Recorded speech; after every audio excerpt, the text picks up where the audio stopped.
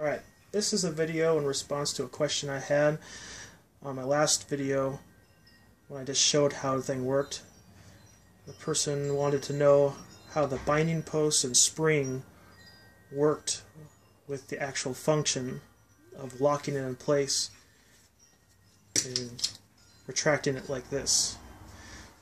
So I'm basically going to take this guy apart, show you basically the general function of it, and hopefully you guys can figure it out from there, because it's kind of just, visual, and hopefully you'll be able to figure it out. Okay, I'm just going to take this guy apart. This guy right here is the part that unscrews. The back end doesn't actually do anything, so if you push on it, because it doesn't have the spring, so it actually won't detach it. So what you do is you just kind of hold this guy down, because I don't have him attached in the back, because it's just a prototype that I made a couple of years ago, so I didn't want to actually glue anything down in case I needed to, take it apart and use it as a template. This guy you just start unscrewing. The spring is under tension, so you gotta be careful about not losing grip of this guy, otherwise you might fly across the room, then you lose that, then that's no fun. This guy has a lot of threads on him just to keep him in place, so you gotta be kind of patient. Alright, and there we are. Put this guy down. Show you this guy. He's basically just an aluminum screw glued to this plastic piece. It's good to make the plastic piece after you complete the whole thing, so that way you know where to center it, and you can see how it's kind of a little bit not exactly lined up and it's kind of wobbly. Put this guy here. The spring itself is about 3/4 in length, 3/8 in diameter.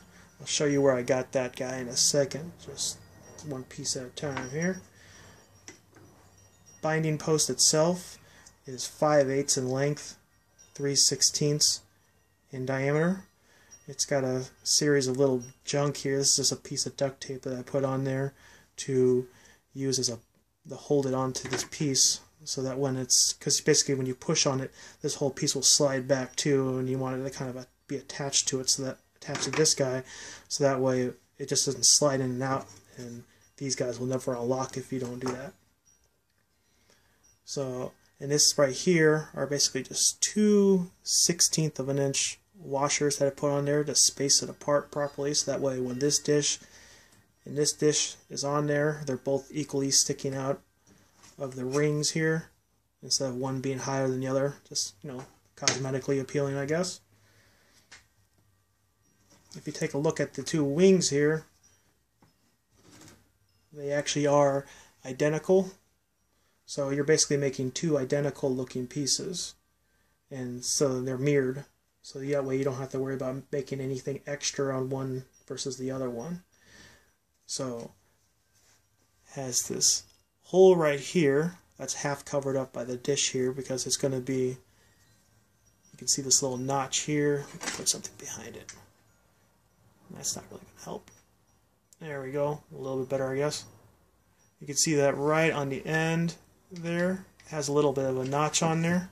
So what it does is it on this one and on this one as well, and also on the back of the wing, you can kind of see this shaded area. It's actually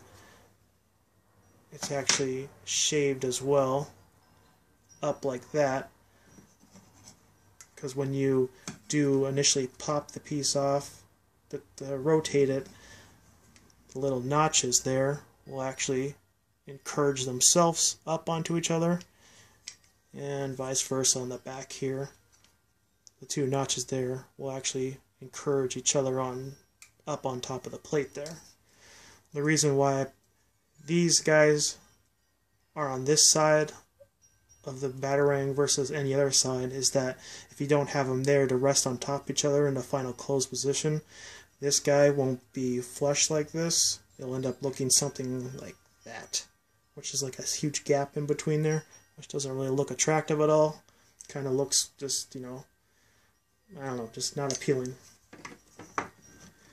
The binding post, just to show you in its untampered form. Basically looks like this. This guy's basically like a little tube with threads inside it and a flat end on one side. And the same thing with this guy. He's just a screw and they just go into each other. This is the 5/8 by 3/16 across. This is what the packaging looks like. I got this from Lowe's. You can see the 5/8 post there. Not entirely sure if Home Depot has them. They do have similar stuff to it. This is the 3/4 inch length one. You know, this guy is 3/4 of an inch long. I actually didn't pick up any 5/8. I didn't even look to see if they had any. I just randomly picked up this for a different project in case I needed it. The spring itself is actually something I got from Harbor Freight. Comes in a big old box like this. If you've ever been to Harbor Freight and you see like they have that little aisle where it's like a bunch of random like zip ties and another assortment of stuff just put together. Pick up one of these guys. I think it's like $4 or $5. It's nothing too spectacular. The one I'm using is the 3/8 by 3/4. It's a little middle one here. Guy looks like that. I tried combining them with other ones, you know, because this is big enough to where you can actually put another spring inside there. It was just too much tension on it for the plastic, you know, prop that I had. There was no need for it, so I just took it out and used just the one spring. Alright, that's what I was going to do. Most important part is when you're drawing this guy out. I was talking about how this nub plays an important part, and in order to line it up in the correct spot, because these two little bits meet at the end here, and then this part gets put together like that in the end. So in order to figure that out when you have it all drawn out on paper, because the whole Batarang is like 14 inches in length, so as soon as you got that figured out, you're just working with 1/2 at that point. I'm going to use this guy, use the magnet as kind of a, put it on there. So what you do is that this guy lines up at the very tip here, then it goes through the center of the hole there, then you got the end of the nub here. So that's a good reference point like that. So you just line everything up like that, and then once you have that figured out, then you transfer it to the other side of the drawing, and then when it's like that, then you can figure out where to put this hole in this one and in the corresponding one. So that way when you make them doubled, they won't end up looking all like this or something like that. They'll end up looking just like that. So when you guys do put this together, like I said before, if you got longer posts like the 3/4 inch one here, if you want to just like, you know, put together to try it out first, you know, don't have to worry about the spacers until the very end. Just try to get the whole mechanism working first, so don't have to worry about making it look too purty right off the bat. No pun intended. Alright, so yeah, those guys basically just go on, just straight up on like that. This little guy gets put right in there. You can see him kind of sticking out there. He's got a lot of play to push down on. That's why this spring, the spring is basically going to be resting right on the metal part of the head there, not on the plastic, so you can actually have a lot more tension on this. You can have more springs on there if you wanted to. You know, if you wanted to make this out of aluminum or something like that with the heavier material than plexiglass, then you just put on a heavier duty spring, and that way it will hold it together better. Yeah, you just screw this guy back on. Takes a little bit. You want to make sure that as you're screwing this on, the spring doesn't go off to one side and get trapped between the screw and the binding post, because then it leaves a little gap there, and this thing will slowly start unthreading itself after a while. You just want a nice tight bond on it. Don't put in any like Loctite or anything like that on there. It's not really needed, because if it's like this where you have to like do this, I put this little notch in here to unscrew it, but it was totally unnecessary in the long run. You know, because if you put Loctite on there, then it locks it in place. You're trying to torque this guy like this, and you risk the chance of breaking this little dome piece or just something else. It's just a totally useless process. So now it's back together. The glue, the thing's not really attached back here. Just to let you know, this guy is basically just a little nut that's glued straight on to the back of the binding post with a little screw glued onto there. I just did that as a quick, cosmetic piece to get these two guys put together. I won't even bother unscrewing it because you can see by looking at this dish isn't even lined up correctly, which basically just shows that I wasn't paying attention when I was doing it.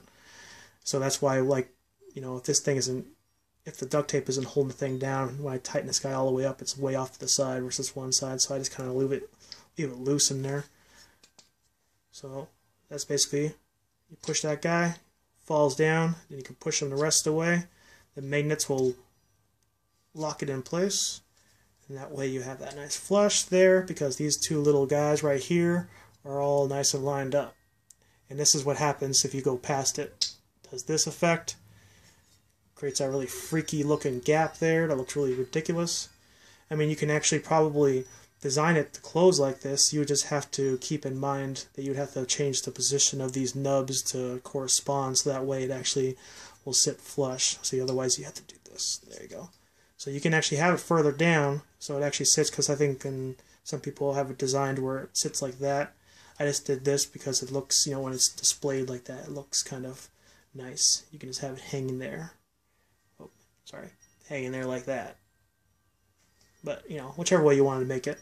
Just the easiest way to do it is just to have it to where it's all lined up, just to start out with, and just redesign from there. Just one last flick. Yeah, there we go. Alright, I hope that helped you a little bit. If not, then just give me some more comments in the suggestion box, and then I'll just, try to fill in with different videos. Alright.